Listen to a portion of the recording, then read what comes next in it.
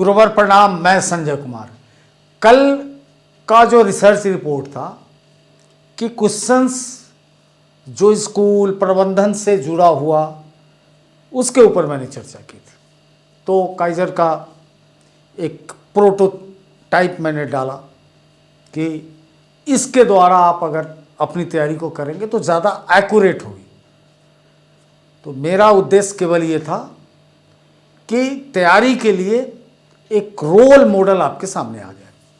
आज मैंने प्रिंसिपल के इंटरव्यू देने वाले एक कैंडिडेट से, जो अपने यहाँ स्टूडेंट थे, मैंने उनसे रिक्वेस्ट किया था 2-3 दिन पहले कि मुझे अपने अनुभव से कुछ प्रश्न चाहिए, केवल इसके इर्द गिर्द how and why you are interested for this post, क्यों आप इस पद के लिए हैं। बहुत अच्छा क्वेश्चन उन्होंने भेजा है, श्वेता जी, इसके लिए धन्यवाद।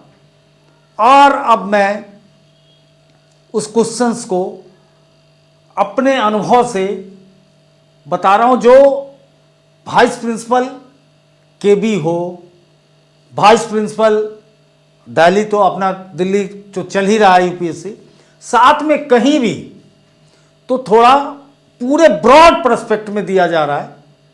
चूंकि ये क्लास ओपन क्लास है तो किसी खास को टारगेट में नहीं कर रहा हूं, काम की सबकी है। यानी ये सब्जी का टमाटर है, जहां जिसको जहां डाल दीजिए वहीं ये अपना कुछ न कुछ करिश्मा कर जाता है। तो पहला क्वेश्चन है, what are the responsibility of vice principal. Vice principal क्या दायित्व, क्या है, जिम्मेवारी क्या है। हाँ, एक बात और बता दूं कि जो हमारे लोग हैं जो एडमिशन ले रहे हैं या जो प्रतीक्षा कर रहे हैं, तो ये जानना चाहते हैं कि आखिर इंटरव्यू बोर्ड कैसा होगा। जो नहीं जानते हैं तो हमारा इंटरव्यू बोर्ड 4 लोगों का होता है, अमूमन 3 से 4 लोग। मैं स्वयं होता हूं, कई बार मैं बोर्ड में नहीं बैठता हूं, कुछ देर के बाद फीडबैक लेके मैं साथ के साथ आपके डाउट को क्लियर करूंगा।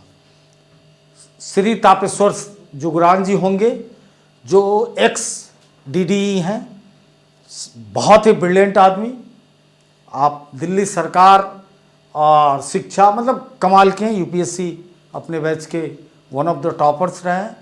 दूसरा, बहुत ही सिविल सर्विस की दुनिया का एक बहुत बड़ा नाम है, वो आलोक जी रहेंगे। एक दिलीप उत्तम जी रहेंगे। मतलब बहुत, सबकी आइडेंटिटी मैं नहीं बता सकता हूँ, लेकिन योग्य लोग हैं, इसलिए उसकी चिंता छोड़ दीजिए। और ये टॉपिक हमारे रेगुलर क्लास वाले को स्वयं जुगराल साहब से मैं आग्रह किया हूँ, वो खुद भी बताएंगे, क्योंकि वो प्रैक्टिकली प्रिंसिपल भी रहे हैं और DDE भी बने हैं, तो उनको ज़्यादा बेटर पता है। उसी तरह से KVS के लिए KVS की टीम होगी, जिसका अभी मैं नाम नहीं ले सकता हूँ, उसके कई कारण हैं।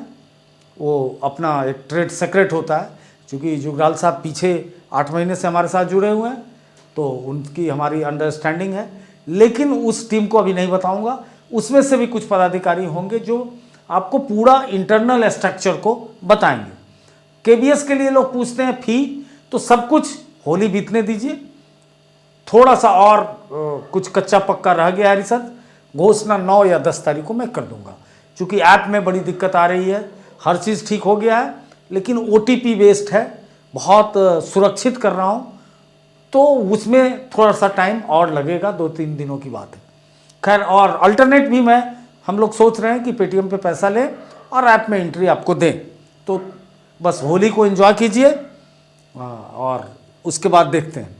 तो अब देखिए, एक वाइस प्रिंसिपल की जिम्मेवारी में थोड़ा सा अंतर हो जाता है।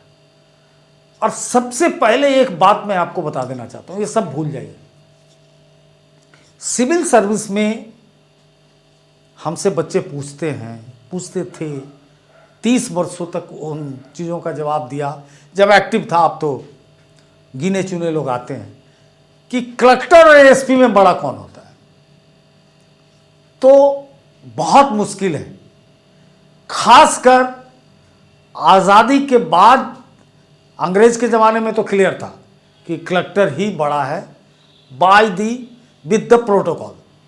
चूंकि लेकिन आज़ादी के बाद कलेक्टर से एक गणतांत्रिक देश का नौकरशाह है, यानी वो पब्लिक का सेवक है, सर्वेंट है। पहले वो हाकिम हुकाम बन के आता था, इंग्लैंड से आईसीएस करके आता था, तो वो सत्ता था, सत्ता पक्ष का था, शासक वर्ग था। लेकिन अब जो कलेक्टर है शासक वर्ग नहीं है, हम अपनी सरकार की सारी सुविधाओं का फैसिलिटेटर है, वो जन जन तक पहुंचाता है, वो दुख को सुनने वाला है, वो हमारा सेवक का स्टेटस है। तो कलेक्टर के हाथ से बहुत सारी पावर छीना गया और लॉ एंड ऑर्डर एसपी को दिया गया। एसपी का एक सब्जेक्ट है केवल लॉ एंड ऑर्डर, और कलेक्टर के पास डिस्ट्रिक्ट के सारे सब्जेक्ट हैं। समहाउ लॉ एंड ऑर्डर भी कहीं ना कहीं उसके कॉन्सेंट में आता है। अगर एक जिले के पदाधिकारी की मीटिंग होती है तो उसको प्रिजाइड कलेक्टर ही करता है, एज ए बॉस वही करता है। लेकिन जब देखा गया केस स्टडी में कि ये व्यक्तित्व की लड़ाई होती है, ये व्यक्तित्व का मतलब केवल ये नहीं है, पर्सनालिटी को जो आप बहुत नैरो सेंस में मत लीजिए कि किसी का बोलने का तरीका, देखने का तरीका, समझने का नहीं, आचरण होता है, कंडक्ट्स, उसके कैरेक्टर्स, उसकी honesty, dedication, all are under the residing under the umbrella of personality. इन सारे तत्वों से पर्सनालिटी बनता है, व्यक्तित्व का गठन होता है। तो जिसका व्यक्तित्व जैसा होगा वो पूरा गेम को अपने ओर ले जाता है। लॉ एंड ऑर्डर चूंकि हर व्यक्ति उससे जुड़ा हुआ है, अगर वो ऑनेस्ट है, डेडिकेटेड है, काम करने वाला है, अगर उसके अंदर किसी, तो बहुत अच्छा होता है। कई बार कलेक्टर साहब जो हैं वो ढीले पड़ जाते हैं, वो थोड़ा सा इधर उधर माल मुद्रा में लगे रहते हैं, तो एसपी पूरा लीड जिला को ले लेता है।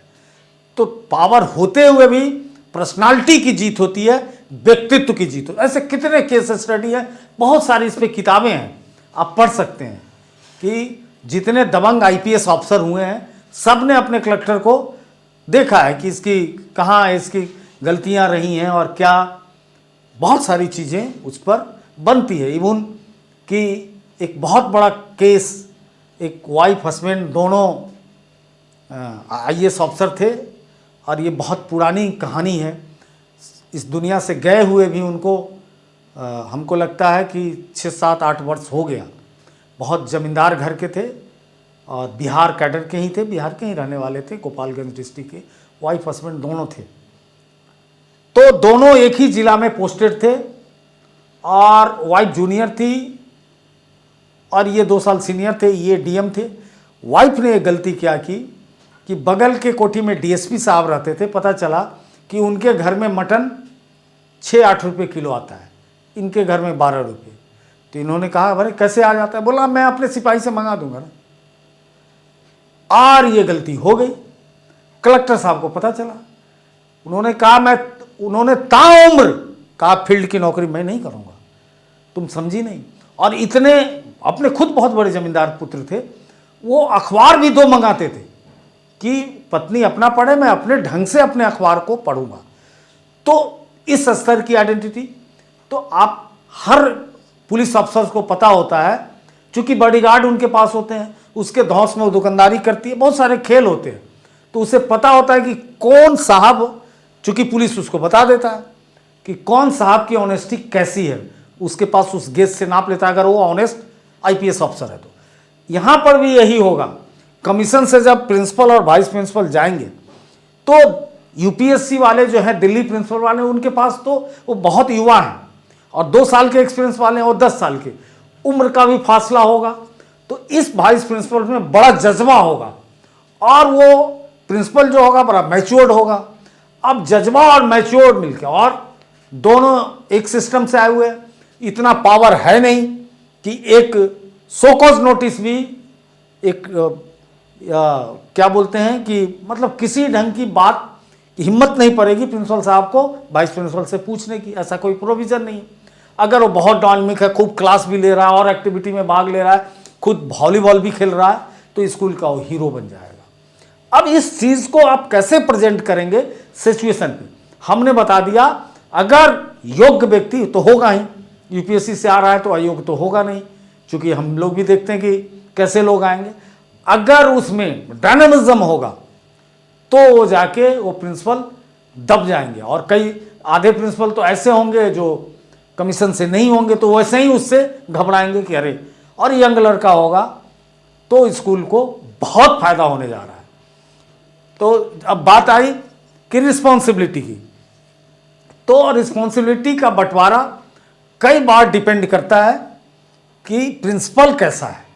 अगर प्रिंसिपल लेजी है, बहुत ज़्यादा स्कूल में इन्वॉल्व नहीं हो, मेंटली और चीज़ों में है, तो वहाँ पे रोल अलग हो जाएगा, चाहे केंद्रीय विद्यालय हो, नवोदय हो, कहीं भी। अगर बहुत एक्टिव है तो वाइस प्रिंसिपल के पर कतर के रखे जाएंगे, या तो उनको एडमिनिस्ट्रेटिव मैटर या एकेडमिक या दोनों के बीच उलझाएगा। फाइनेंस आपको नहीं देने जा रहा है, फाइनेंशियल मैटर वाइस प्रिंसिपल को नहीं मिलता है। ठीक उसी तरह जैसे जल्दी किसी बहू को घर की चाबी कोई सास नहीं देती है, क्योंकि उसमें बहुत कुछ इन्वॉल्व है। तो जिसमें ज़्यादा माथापच्ची है, परेशानी है, उस ढंग की जिम्मेवारी एकेडमिक मिल जाती है। और कई जगह एकेडमिक के साथ और जो चीज़ें हैं, जिसको आप एडमिनिस्ट्रेशन कह लीजिए, पीआरओ कह लीजिए, लिएजन कह लीजिए, इस ढंग के सारे काम वाइस प्रिंसिपल के मत्थे आते हैं। तो इसको अगर हम डालें तो डिसिप्लिन एंड बिहेवियर मैनेजमेंट, यानी अनुशासन, कि स्कूल अनुशासित रहे। और अनुशासन का हर सोसाइटी में, अनुशासन एक ऐसा शब्द है जो निरपेक्ष नहीं है, एब्सोल्यूट नहीं है। Discipline is a respectively measured and respectively ordered word. अब सेना का डिसिप्लिन, पुलिस का डिसिप्लिन, घर का डिसिप्लिन क्या है कि आचरण निष्ठ रहना, उस कल्चर को जीना, उस संस्कृति को जीना जो उसकी रवायत और रियाज है, जो उसकी ट्रेडिशन है। बियॉन्ड ट्रेडिशन नहीं जाना ही अनुशासन है। अनुशासन का ये मतलब नहीं है कि हम कहें दिन तो दिन होगा, हम रात कहें तो रात, ये सेना में हो सकता है। तो स्कूल का अनुशासन किससे बनता, बड़ा मिसकॉन्सेप्शन है अनुशासन को लेके। लोग सोचते हैं अरे एकदम मास्टर के डर से बच्चा डरे, बड़ा ऐसे रहे, बच्चा ऐसे ड्रेस लेके आए, ऐसे बैठे चुप रहे। अरे बच्चा चुप रहे, एक तरफ ढेर सारे साइकोलॉजिस्ट को मैं पढ़ा रहा हूँ, फिलोसफर को पढ़ा रहा हूँ। बच्चा की आवाज़ थोड़ी गूंगा बनाने के लिए स्कूल बना हुआ है, खेलेगा, कूदेगा, चहकेगा, लेकिन वो सारी चीज़ें ऑल टुगेदर क्या रिजोनेंस करेगी, उससे कौन सी टकराहट भरी आवाज़ आनी चाहिए, क्रिएटिविटी की। उस सारे साउंड का पर्पस डेवलपमेंट, स्ट्रेंथिंग किसका डेवलपमेंट, फिजिकल डेवलपमेंट, किसकी स्ट्रेंथिंग, बुद्धि की, कि डिस्कोर्स करेगा, डिस्कशन करेगा, मल्लयुद्ध करेगा, यानी 1 to 1 धक्का धुक्की करेगा। All are very useful for the strengthening of the physique and mental, उससे बुद्धि बढ़ती है। तो ऐसा अनुशासन हो कि जिससे क्रिएटिविटी आए, प्रोडक्टिविटी आए, उस चीज को बनाए रखना ही एक प्रशिक्षित, एक फुल ट्रेंड ग्रेजुएट का, एक फुल ट्रेंड टीचर का पहला धर्म है, कि कोई फूल मुरझाए नहीं और कोई फूल जैसे बाग में किसी को डिस्टर्ब नहीं करता है।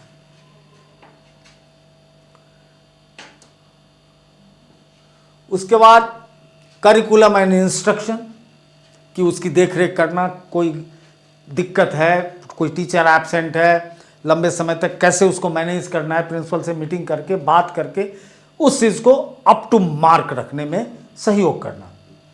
उसके बाद शिक्षक सहायता और विकास, टीचर सपोर्ट एंड डेवलपमेंट, मतलब वो क्या टीचिंग में डेवलपमेंट कर सकता है, क्या प्रॉब्लम्स का सॉल्यूशन कर सकता है, किस ढंग से टीचिंग लर्निंग मटेरियल की आज व्यवस्था कर सकता है। चूंकि आज हम जिस युग में जी रहे हैं वो ब्लेंडेड युग है। बहुत जल्दी डेली इस पे खबर आ रही है कि इतना स्कूल को स्मार्ट स्कूल बनाया जाएगा, ये सुविधा दी जाएगी, और बहुत सारी चीज़ें हैं जहाँ से आपको सुविधा मिलने जा रही है बहुत जगह। मैं चैनल पे उसको बताना नहीं चाहता हूँ, लेकिन कोई भी स्कूल लगभग 5 साल के अंदर हर स्कूल इंफ्रास्ट्रक्चर वाइज बिल्कुल ओके होने जा रहा है। हर स्कूल में डिजिटल बोर्ड और तमाम चीज़ें आने जा रही है, उसकी व्यवस्था हो चुकी है, तो उसमें फंड की कोई दिक्कत नहीं होने जा रही। तो उन सारे चीज़ों को यूज करना। उसके बाद है मेजर, जो सबसे बड़ा स्टेक होल्डर है स्कूल का, जिसके लिए पूरा खेल है, पूरा सर्कस है, वो स्टूडेंट। तो स्टूडेंट को जब भी काउंसलिंग की ज़रूरत हो, जब भी किसी ढंग की समस्या हो, उसको फोकस करना, उसको रिजॉल्व करना वाइस प्रिंसिपल की जिम्मेवारी है। उसके बाद एडमिनिस्ट्रेटिव काम, जो भी रिकॉर्ड्स रखने हैं, चीज़ें रखनी है, वो काम आपके हिस्से आ सकता है। फिर कह रहा हूँ कि ये सारी चीज़ें थ्योरेटिकल है, इसको ठीक से पढ़ लीजिएगा। इसका पीपीटी हिंदी इंग्लिश दोनों में किसी को भी मिल सकता है। जो भी मेरे ऑफिस को फ़ोन करके मिल देगा, उसको मैं प्रोवाइड कराऊंगा। अब इसका एनालाइज करके इसमें से आप अपना आंसर छोटा छोटा बना लीजिए। जो क्लास लेंगे उनको तो मैं बना दूंगा। अच्छा, माता पिता और समुदाय से जो कमिटमेंट है, चूंकि वो हमने क्या किया है कि सारे स्टेक होल्डर्स से जोड़ा है वाइस प्रिंसिपल को। फिर क्या किया है कि एक कैंपस के अंदर जो एक्टिविटी होती है उसको जोड़ा है। इसमें कोई ज़रूरत नहीं है फाइनेंशियल एक्टिविटी को जोड़ने का, वो किसी और पर्पस से। मेन प्रिंसिपल का काम वहाँ फोकस होता है फाइनेंशियल एक्टिविटी और लिएजन, चीफ लिएजन ऑफिसर होता है। वो कहाँ से समझौता करता है, कहाँ से वो बात करता है, सौदेबाजी करता है। तो आप दिल्ली के सिस्टम में डीडी जोनल से बात करता है, फिर डिस्ट्रिक्ट और जोनल दो उसके बड़े नज़दीक के पदाधिकारी हैं, और वो लोग आगे डायरेक्टरेट ऑफ एजुकेशन के साथ करता है। तो थोड़ा सा सेंट्रल स्कूल में यह पैटर्न बदल जाता है। चूंकि सेंट्रल स्कूल सेंट्रल गवर्नमेंट से गवर्न होता है, तो उसकी जो ब्यूरोक्रेटिक स्ट्रक्चर है वो यहाँ की तरह नहीं है। समहाउ सेंट्रल स्कूल में बहुत कम ब्यूरोक्रेटिक हस्तक्षेप है। जो हस्तक्षेप है वो अपना इनसाइड ही उसके, या नवोदय में भी उसकी अपनी एक अफसरशाही का कैडर खड़ा होता है।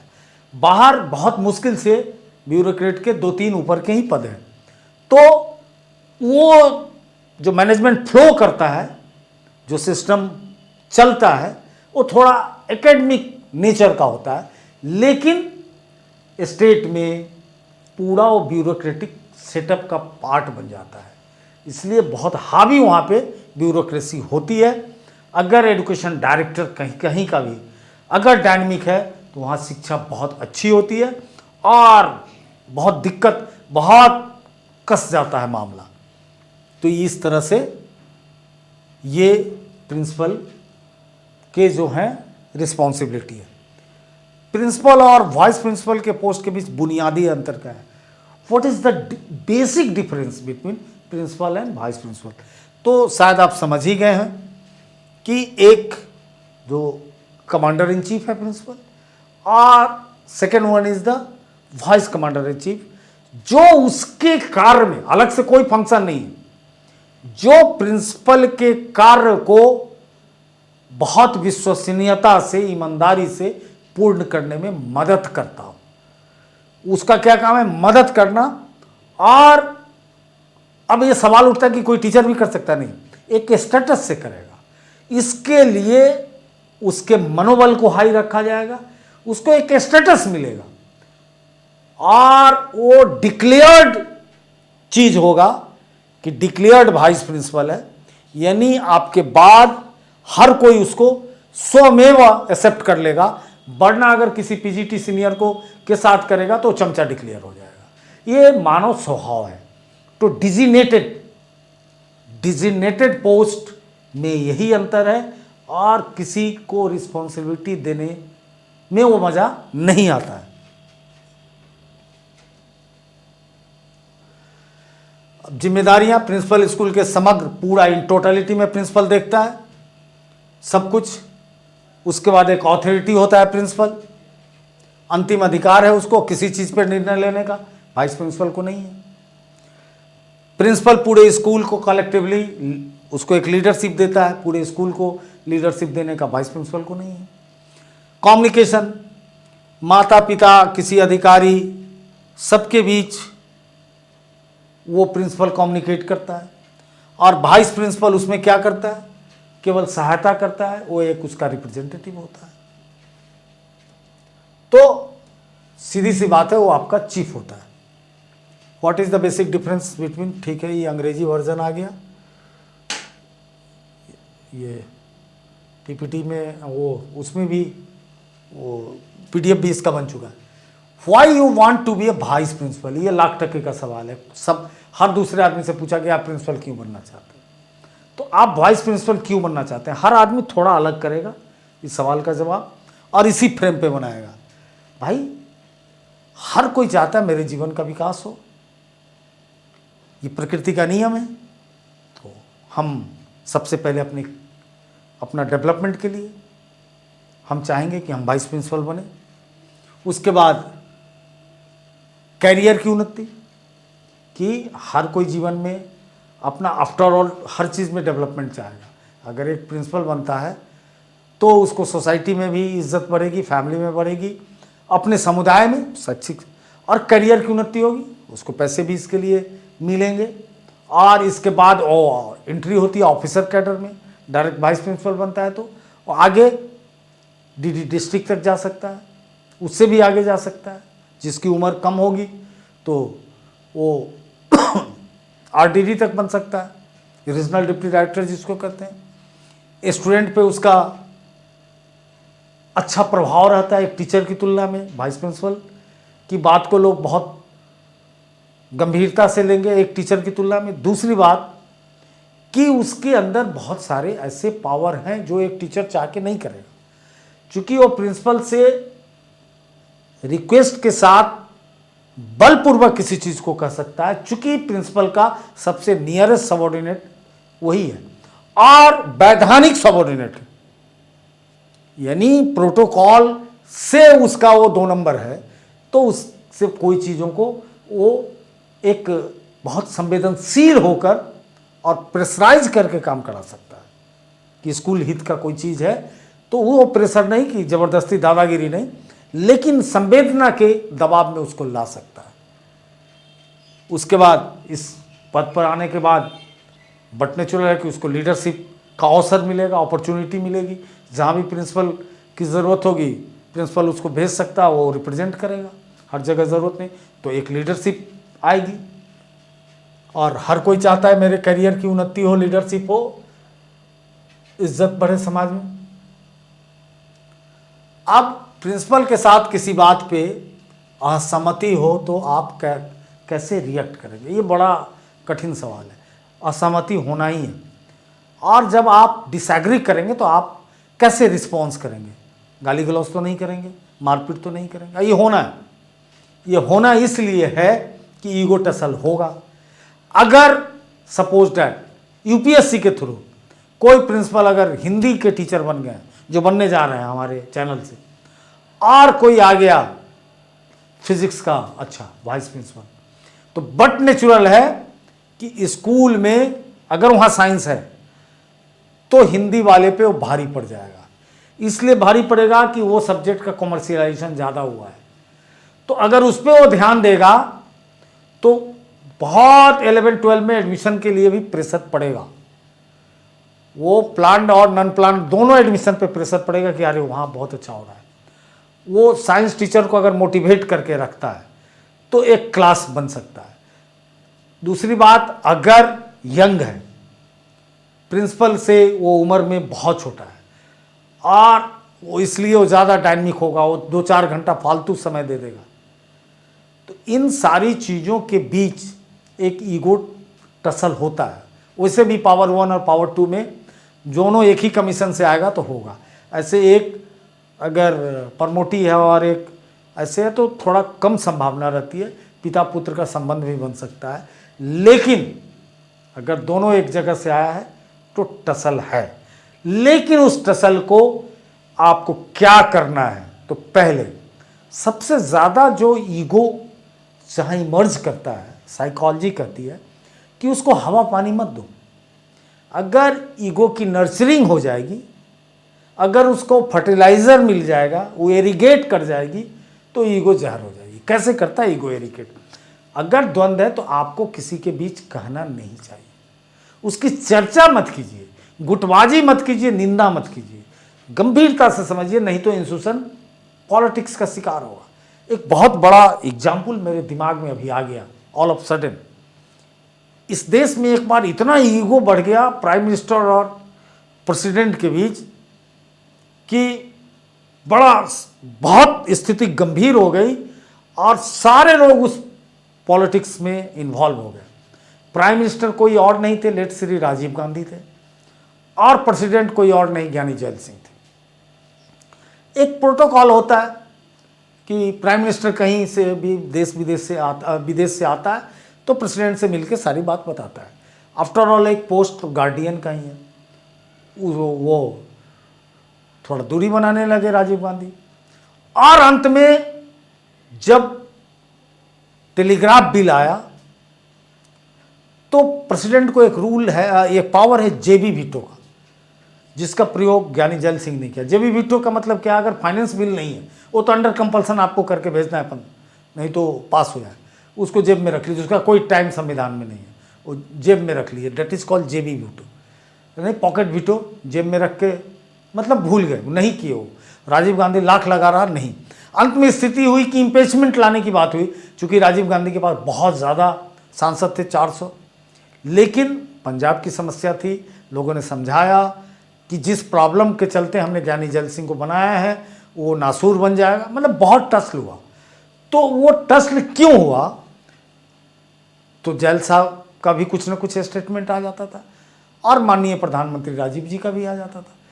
अगर दोनों साइलेंटली होता, कल मैंने जो 3 गाने की बात की, उस 3 गाने को जरूर सुनी, और जो लोग आज देख रहे हैं बता दें कि 3 गाने मैंने साहिर लुधियानवी के और अमृता प्रीतम के प्रेम प्रसंग पे एक गाना है, और उस गाने का बोल है, चलो एक बार फिर से अजनबी बन जाए।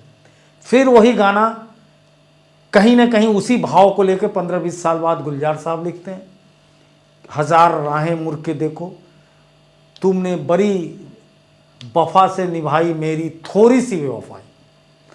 क्वांटिफिकेशन होता है एडजेक्टिव का, गुड, पूरी बात नहीं लेकिन थोड़ी सी बेवफाई, कोई बहुत शिकायत नहीं है।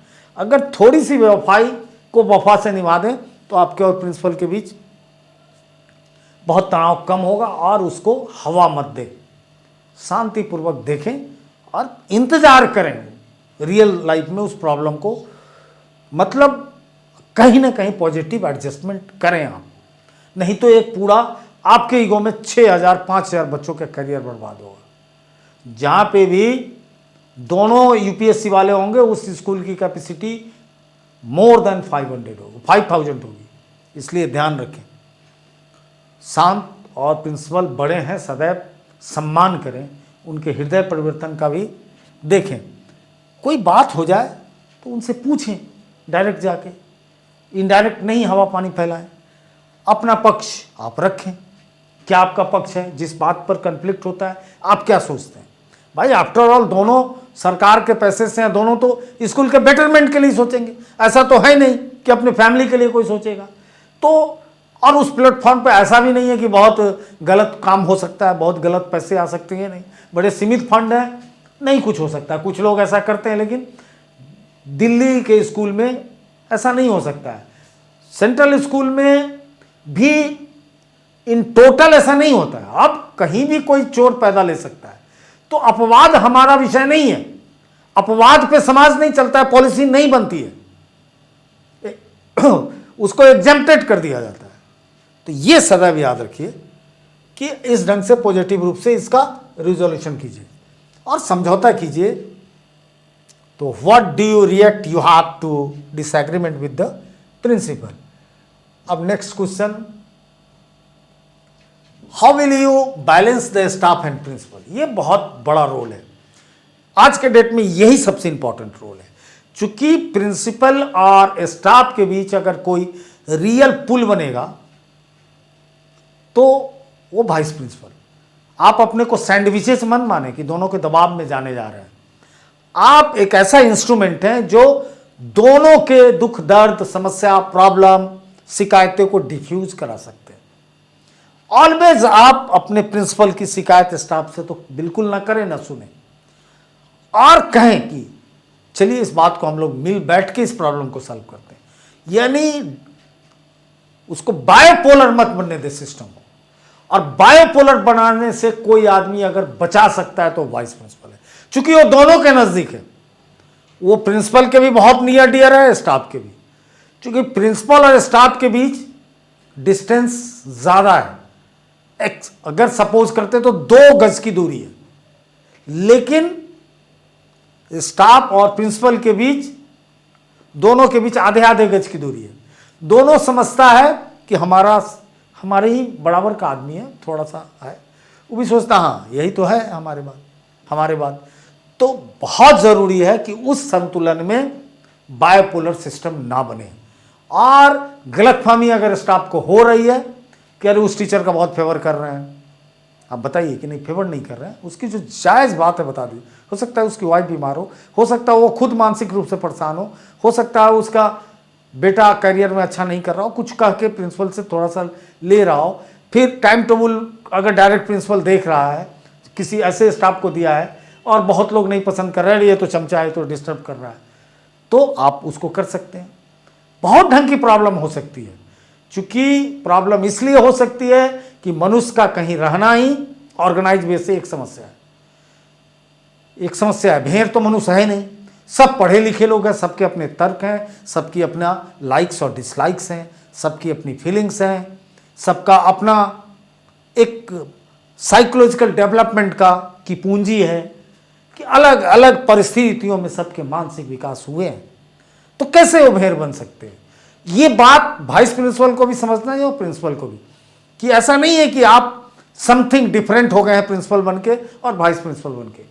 सब एक हैं। एक पारिवारिक दृष्टि रखेंगे, एका रखेंगे, यूनिटी रखेंगे, तो then nobody can question you, और बहुत स्मूथ चलेगा। बढ़ना कहीं वो बैरिकेड हो जाएगा, बैरिकेड बनेगा अगर बैलेंस नहीं होगा तो, और चीजें बिगड़ेंगी, और अल्टीमेटली आप सोसाइटी को, जिसके लिए आप हैं, प्राइमरी और लास्ट, प्राइमरी, सेकेंडरी, टर्शियरी और इनफाइनाइट तक अगर आपकी रिस्पॉन्सिबिलिटी है, तो सोसाइटी को योगदान देना है। उसके जो वो बच्चे आ रहे हैं, बच्चियां आ रही हैं, उसको एक बेहतर नागरिक देके, देशभक्ति का इससे बड़ा कोई आप इम्तिहान पास ही नहीं कर सकते।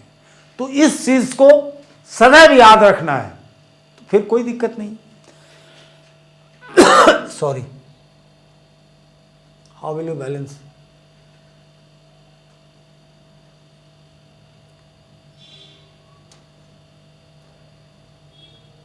लास्ट क्वेश्चन है, how to make your identity in the eyes of the principal. प्रधानाचार्य के नज़रों में आप अपनी पहचान कैसे बनाएंगे? बस इन सारी चीज़ों को करेंगे तो आपकी पहचान बन जाएगी।